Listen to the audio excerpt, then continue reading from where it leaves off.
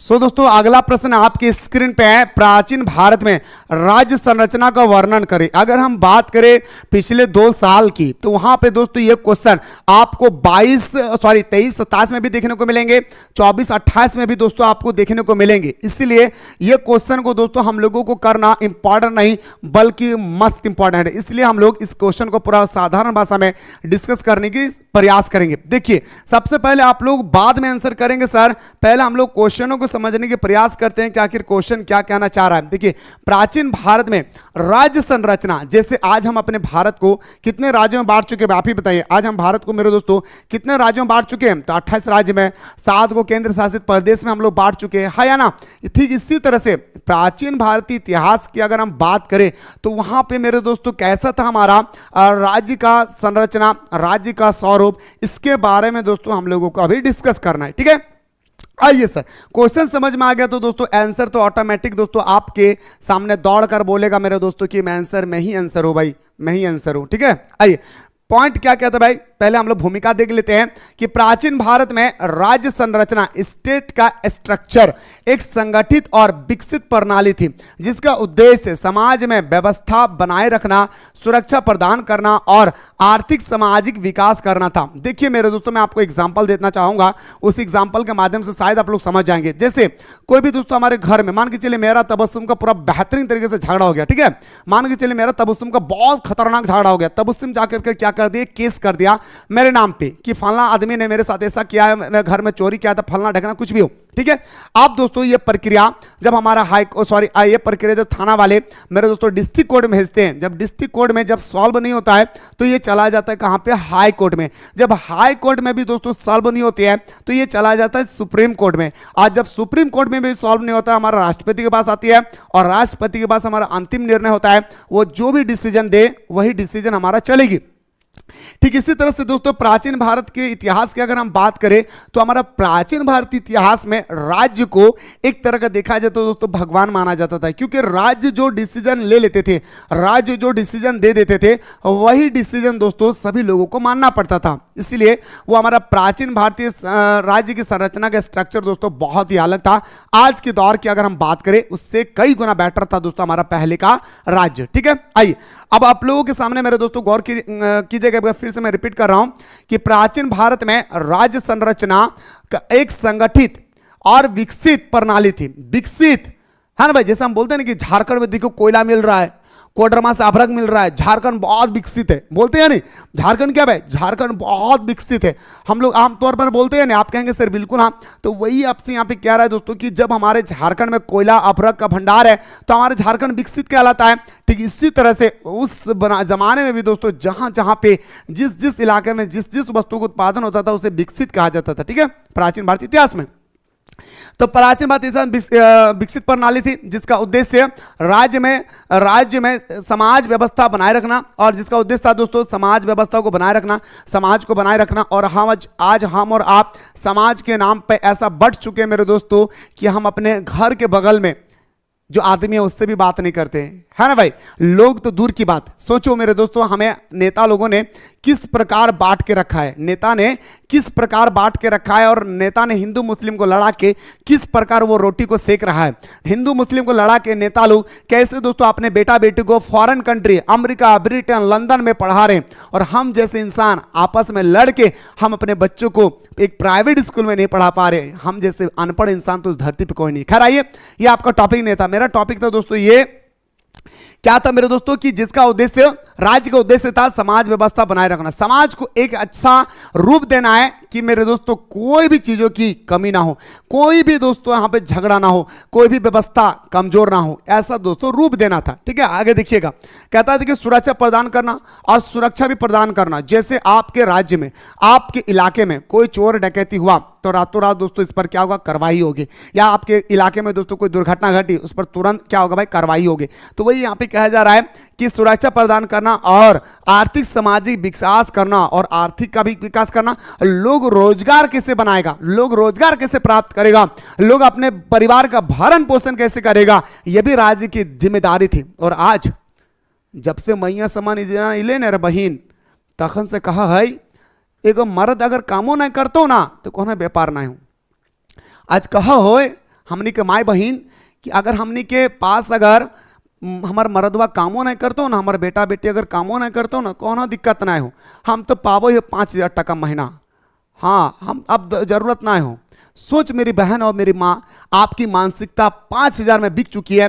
आपको यह ख्याल नहीं आ रहा है कि आपका बेटा या आपकी बेटी को नौकरी नहीं दे रहा है सरकार। खैर आइए, फिर आपका ये टॉपिक नहीं था, है ना। आर्थिक सामाजिक विकास करना था, मतलब राज्य का ये जिम्मेदारी थी कि हम किस तरह से आर्थिक और समाज को विकास करें भाई, समझे। चलिए भाई, अब आते हैं सर हमारा अगला पॉइंट पे।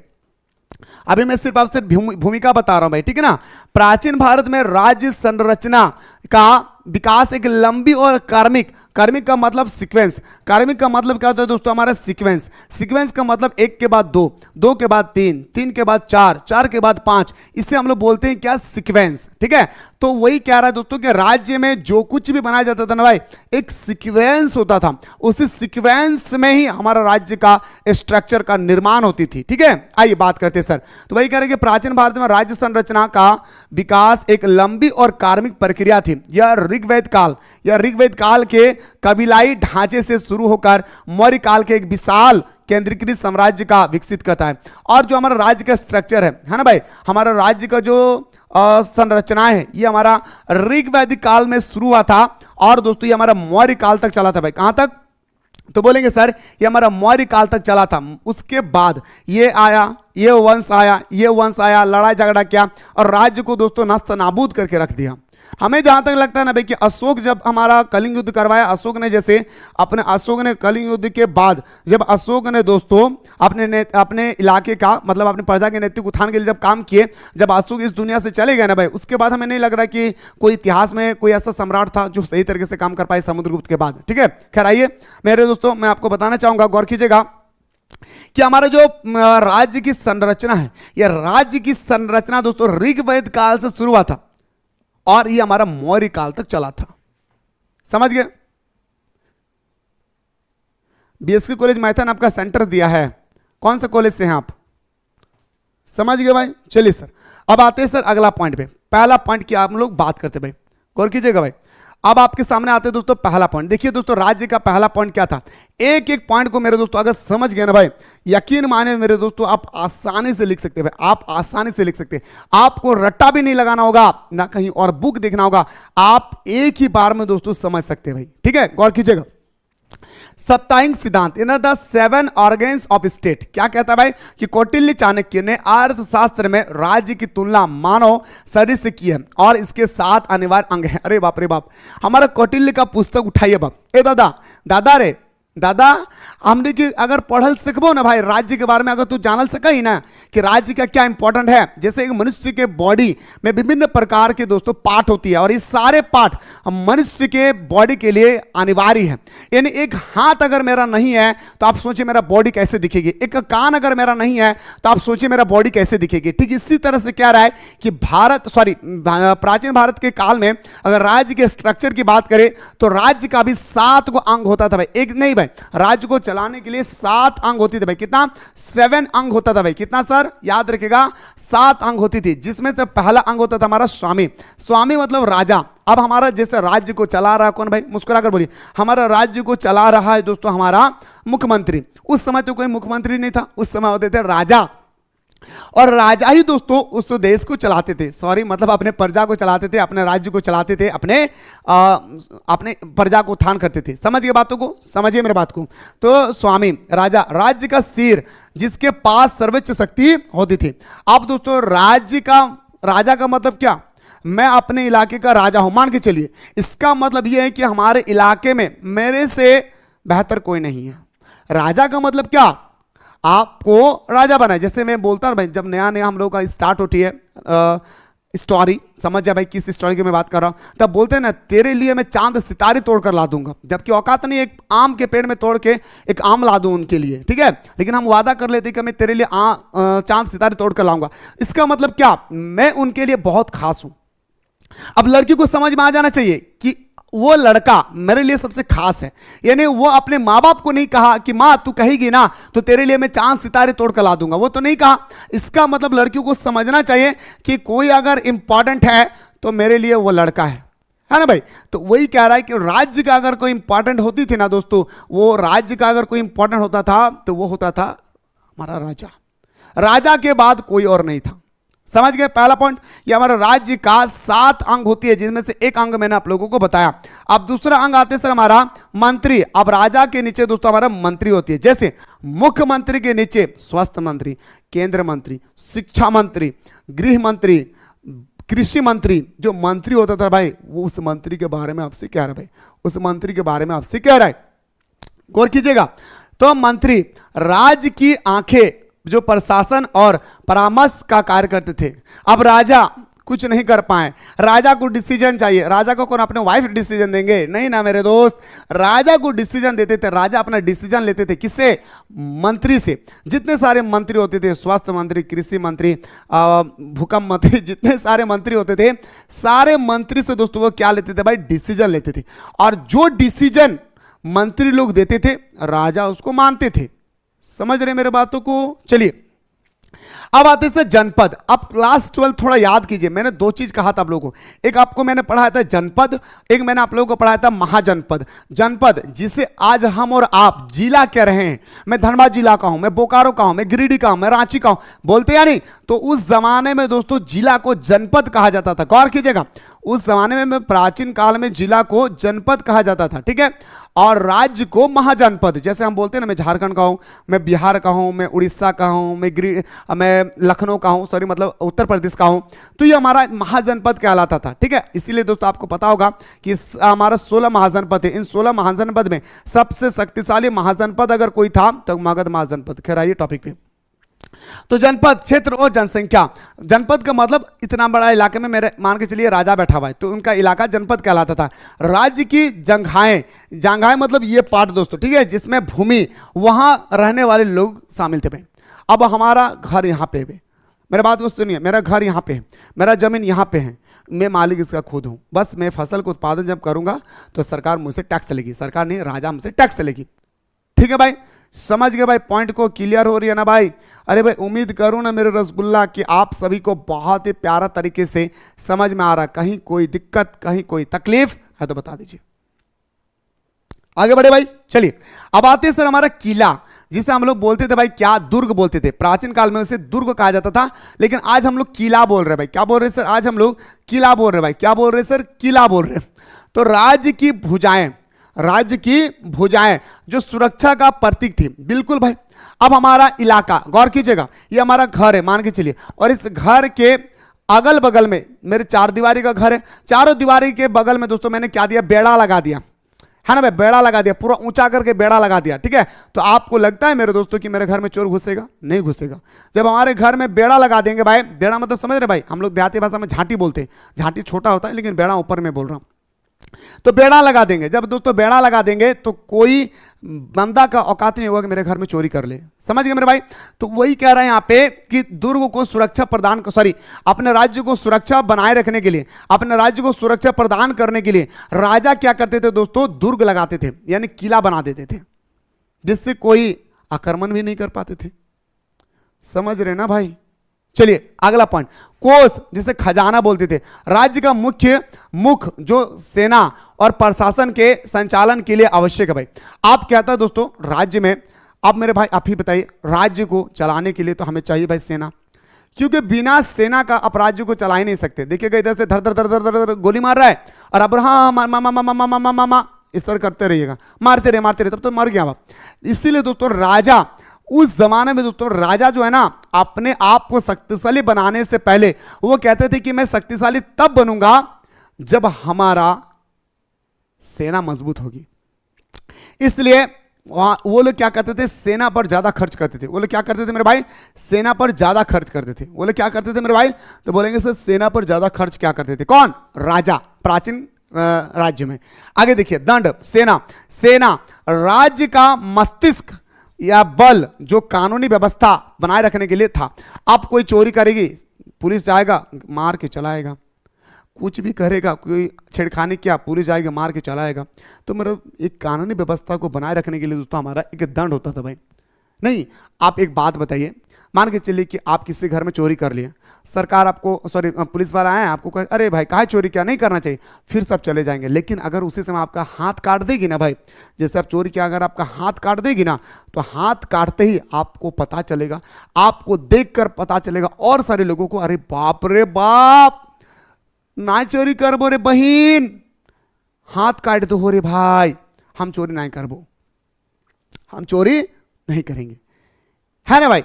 लेकिन वही कह रहा है कि दंड दंड देना बहुत जरूरी था। राज्य का ये हमारा छठा अंग था। सातवां अंग की बात करें दोस्तों तो हमारा सहयोगी। अब दोस्तों आप एक बात बताइए, क्या भारत में, या मैं अभी फिलहाल आपके गांव की बात कर रहा हूं, आप जिस गांव से रिलेटेड है, जिस इलाके से, क्या आपके इलाके में सभी व्यक्ति बराबर बराबर है? कोई अमीर होगा, कोई गरीब होगी, कोई थोड़ा सा मिडिल क्लास की फैमिली होगी।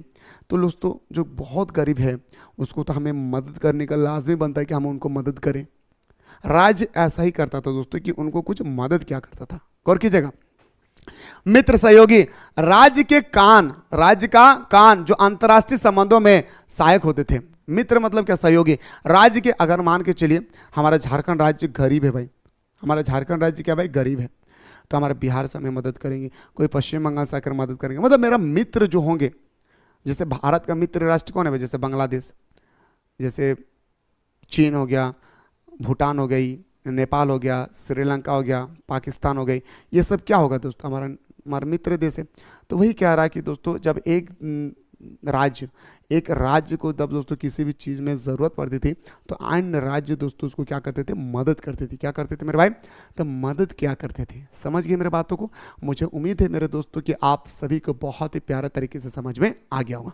कहीं कोई डाउट, कहीं कोई तकलीफ है तो बता दीजिए, जल्दी से बताइए, आगे बढ़ जाओ भाई। चलिए सर, अब आते सर अगला पॉइंट पे, गौर कीजिएगा। अगला पॉइंट है सर हमारा शासन का स्वरूप। आइए सर, अब हम लोग बात करते हैं मेरे दोस्तों किस पर, शासन का स्वरूप पे बात करते हैं। शासन कैसे करते थे भाई, शासन का स्वरूप। प्राचीन भारत में मुख्य रूप से दो प्रकार की शासन प्रणाली थी। एक हमारा राजतंत्र, राजतंत्र का मतलब होता है दोस्तों डेमोक्रेसी, मोनोक्रेसी। एक होता है राजतंत्र, मतलब राजा के बेटा ही राजा बनेगा। मोनोक्रेसी का मतलब क्या है भाई, राजा के बेटा ही राजा बनेगा। और लोकतंत्र का मतलब क्या भाई, कि जनता चाहेगी जिसे उनको राजा बना सकता है।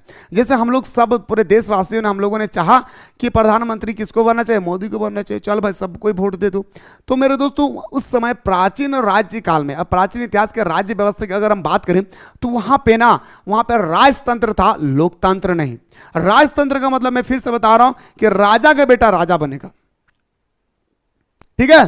चलिए, तो राजतंत्र मनोरखी, यह सबसे आम प्रणाली थी। क्या बोलेंगे सर, यह सबसे आम प्रणाली थी। राजा का पद प्रायः वंशानुगत होता था। बिल्कुल भाई, राजा का बेटा ही राजा बनेगा, बोलेंगे ना सर कि राजा का बेटा ही राजा बनेगा। तो वही कह रहे यह सबसे आम प्रणाली थी। राजा का पद प्रायः वंशानुगत होता था। राजा को धर्म का रक्षक माना जाता था, और ऐसा कहा जाता है कि राजा को धर्म का रक्षक माना जाता था। एग्जाम्पल दे रहा हूं, मैं मान के चलिए दोस्तों ब्राह्मण हूं, एग्जाम्पल मैं ब्राह्मण हूं, और ये मेरे दोस्तों कोई और जाति का हिंदू है, फलना ढगना कुछ भी है, या मान के चलिए मैं हिंदू हूँ, ये मुस्लिम है, ये सिख है, और मेरे हिंदू धर्म ने किसी और धर्म को ठेस पहुंचाया, और क्यों ना मेरा ही उस व्यक्ति का गलती हो, तो मैं उस व्यक्ति को बचाने के चक्कर में मेरे दोस्तों क्या करते थे, उस व्यक्ति को मदद क्या करते थे, हम नाइंसाफी क्या करते थे। उस समय ऐसा व्यवस्था थी। समझिए मेरे बातों को, ठीक है। आगे देखिए मेरे भाई, आगे क्या कहता है, गणराज्य। एक आता है हमारा रिपब्लिक। बुद्ध के समय यानी 6ठी शताब्दी ईसा पूर्व में, अब हमारे गौतम बुद्ध की बात कर रहा हूं, बुद्ध के समय 6ठी शताब्दी ईसा पूर्व में शाक्य और लिच्छवी जैसे कई गणराज्य मौजूद थे। यहां निर्णय एक परिषद पे होता था। निर्णय एक परिषद पे होगा। क्या होगा मेरे भाई, निर्णय जो होगा उसी को आपको मानना पड़ेगा।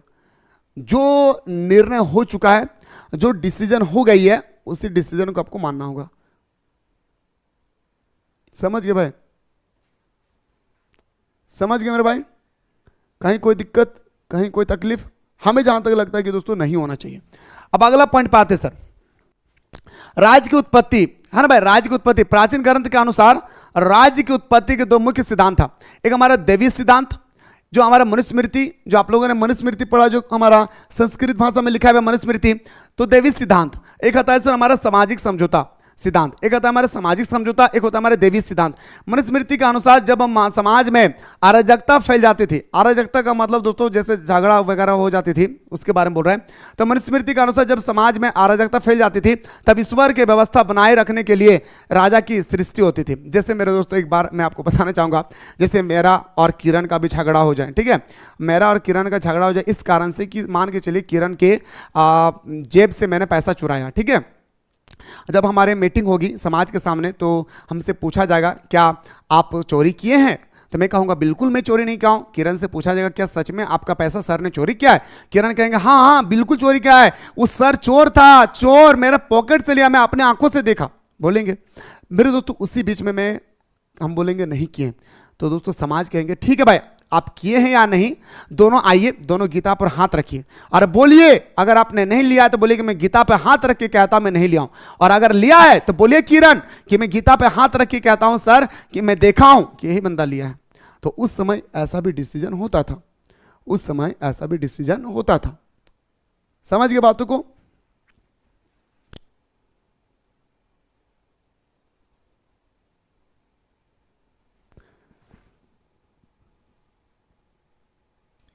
समझ गए मेरे भाई? चलिए सर आगे देखिए, आगे क्या था भाई कि सामाजिक समझौता। सामाजिक समझौता क्या सर? बौद्ध ग्रंथ और अर्थव्यवस्था के कुछ अंशों के अनुसार लोगों ने अराजकता से बचने के लिए मनु यानी प्रथम राजा को चुना और बदले में उन्हें अनाज का छठा हिस्सा देने का वादा किया। अब दोस्तों क्या हुआ, गौर कीजिएगा।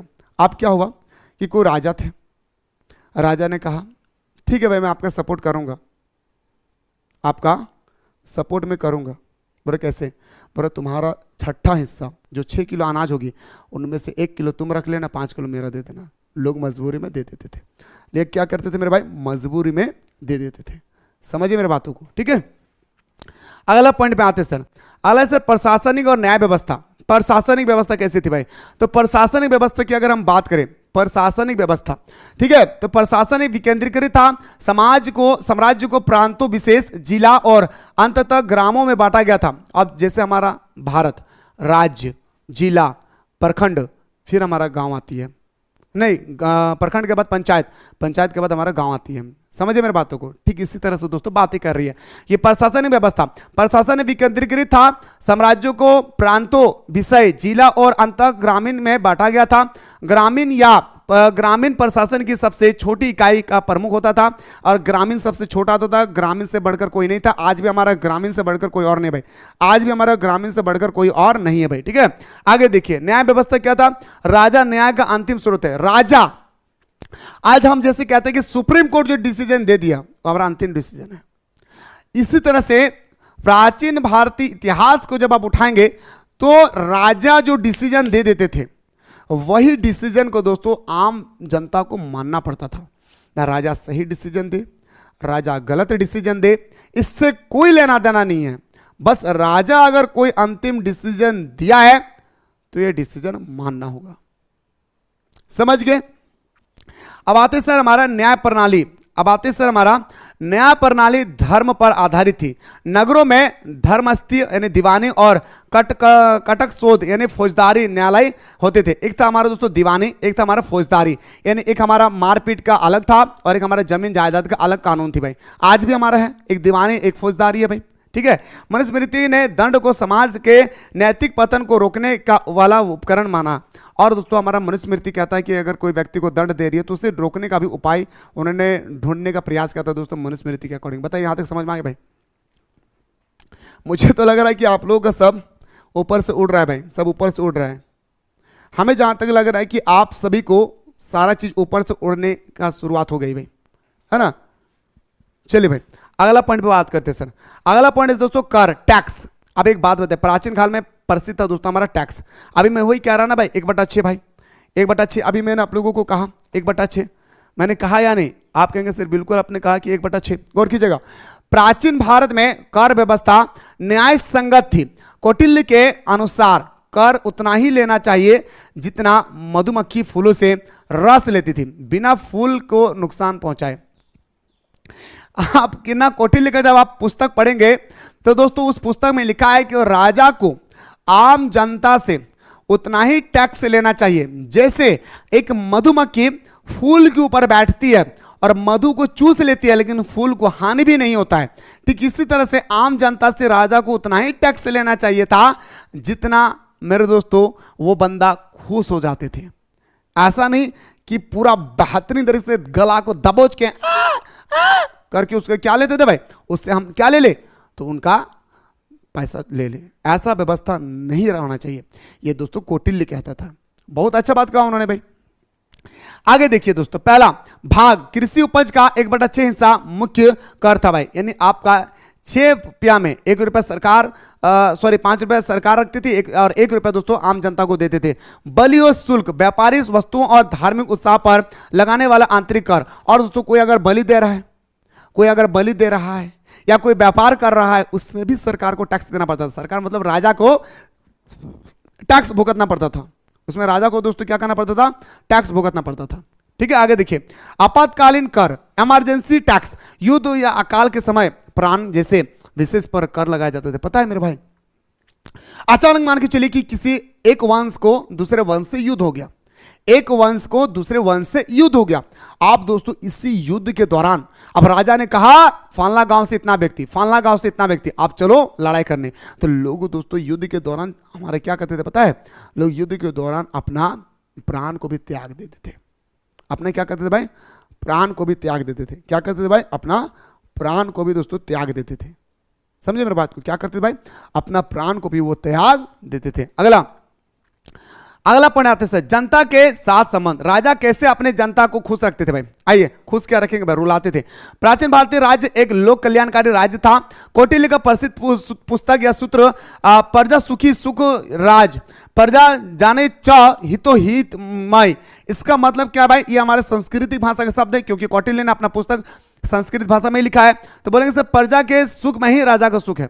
बोल रहा है कि प्रजा सुख मतलब क्या है भाई, जनता सुख होगी तो मैं सुख हूं, जनता दुख है तो मैं दुख हूं। ये कौटिल्य कहता था दोस्तों कि जनता के सुख में ही हमारे सुख है, जनता के दुख में ही हमारा दुख है। राजा ऐसा मानते थे दोस्तों। ठीक है, राजा का कर्तव्य प्रजा का योग मोक्ष यानी कल्याण और सुरक्षा। राजा का यह कर्तव्य था कि हम अपने इलाके के प्रजा के नैतिक उत्थान के लिए हम काम करें। जैसे कुआं नहीं है तो कुआं खुदवाएं, सड़क नहीं तो सड़क का निर्माण करें। ठीक है, आगे देखिए, सुनिश्चित करना था यदि राजा अत्याचारी होता था और कोई राजा ना भाई अत्याचारी होता। देखिए आपके गांव में भी दोस्तों बहुत सारे मुखिया बने होंगे या कोई मुखिया बने तो देखिएगा एक दो मुखिया अच्छा होता है और एक दो मुखिया सिर्फ अपने पॉकेट को भरने में लगे होते भाई। एक दो मुखिया जो होते भाई, मुखिया अपने पॉकेट को भरने में लगे होते हैं। ठीक है, आगे देखिए क्या कहता है कि राजा का कर्तव्य राजा का योग मोक्ष यानी कल्याण को सुरक्षा सुनिश्चित करना था। यदि राजा अत्याचारी होता था तो प्राचीन ग्रंथों में प्रजा को विद्रोह करने का अधिकार भी दिया गया था। बोल रहे पता है कि अगर राजा, गौर कीजिएगा, अगर राजा अत्याचारी होता था तो प्रजा को इतना अधिकार दिया गया था कि उस राजा के विरुद्ध में तो मोर्चा निकाल दो, उस राजा के विरुद्ध में तो आंदोलन कर दो। ऐसा व्यवस्था दोस्तों हमारा प्राचीन काल में। आगे पॉइंट देखिए दोस्तों, अगला पॉइंट आपका क्या, अगला पॉइंट से सामाजिक राजनीतिक संस्थाएं। और हाँ एक बात बताना भूल गया भाई, मैं फिर से बोल रहा हूं, सेमेस्टर 2 का जो क्लासेस है वो आप लोगों का 15 मई से शुरू हो जाएगी। 15 मई से दोस्तों आप लोगों का सेमेस्टर 2 का क्लासेस हो जाएगी। आप लोग ये सोचकर ना बैठे कि सेमेस्टर 1 में जब हमारा इतना समय दिया गया है तो सेमेस्टर 2 में भी दिया जाएगा। 3 महीना के अंदर में आपका सेमेस्टर 2 का एग्जाम हो जाएगी। जी हाँ, मुझे लगता है कि इस बार रिजल्ट भी जारी नहीं होगा और सेमेस्टर 2 का एग्जाम शुरू हो जाएगी। सच बता रहा हूं भाई, क्योंकि रिजल्ट से कोई लेना देना नहीं है। सेमेस्टर 2 के एग्जाम का रिजल्ट से कोई लेना देना नहीं है। ठीक है, इसलिए सेमेस्टर 2 का जो क्लासेस है वो 15 मई से आप लोगों का शुरू हो जाएगी। ठीक है, चलिए, तो शुरुआती वैदिक काल में सभा मतलब हमारा मीटिंग, सभा और समिति जैसे संस्थाएं राजा की शक्ति पर नियंत्रण रखती थी। सभा में वृद्ध और कुलीन लोग होते थे। सभा में दोस्तों जो मीटिंग होती थी, आज हम लोग मीटिंग होते थे, बाप घर में बैठा है, बेटा जाकर बोलना शुरू कर दिया, होता है भाई। हम लोग अक्सर देखते हैं कि बाप घर में बैठा हुआ है और बेटा जाके बोलना शुरू कर दिया। लेकिन उस जमाने में प्राचीन भारतीय इतिहास की अगर हम बात करें, उस काल में मेरे दोस्तों बताया जाता है कि जो बुजुर्ग व्यक्ति होते थे, जो वृद्ध व्यक्ति होते थे, उसी को दोस्तों मीटिंग में बुलाया जाता था। उसी को क्या बुलाया जाता भाई, मीटिंग में बुलाया जाता था। आगे देखिए, जबकि समिति एक जनसभा की थी जिसमें कबीले के सभी लोग भाग लेते थे। और एक ऐसा सभा होता था जिसमें गांव के सभी लोग भाग ले सकते थे। एक ऐसी सभा होती थी जिसमें गांव के सभी लोग भाग ले सकते थे। आगे देखिए, आगे महत्वपूर्ण तथ्य, मौर्य काल में अशोक के समय राज्य संरचना लोक कल्याणकारी है ना भाई हो गई थी, जहां राजा प्रजा को अपनी संतान के समान मानते थे। और दोस्तों आपको पता होगा कि बौद्ध धर्म आपका कलिंग युद्ध के बाद अशोक ने बौद्ध धर्म को स्वीकार किया, और बौद्ध धर्म को स्वीकार करने के बाद अशोक ने दोस्तों अपने प्रजा के नैतिक उत्थान के लिए कुआं खुदवाए, नहर बनवाए, सड़क का निर्माण किए और कहा कि वो मेरा ही सब कुछ है, राज्य सही मेरा सब कुछ है भाई, राज्य सही मेरा सब कुछ है। ठीक है भाई, समझ गए? बताइए। तो यह था दोस्तों आप लोगों का आज का टॉपिक, जहां मुझे लगता है दोस्तों कि आप सभी को बहुत ही प्यारा तरीके से समझ में आ गया है। अगर समझ में आ गया दोस्तों एक बार जल्दी से बताइए। मैं आप लोगों को आज शाम को ऑब्जेक्टिव क्वेश्चन बताऊंगा जो आपके एग्जाम के अकॉर्डिंग मस्ट इंपॉर्टेंट होगी। ठीक है, और सारा चीज आप लोगों को प्लेलिस्ट में मिल जाएगा, नोट्स वगैरह सारा चीज। ठीक है ना।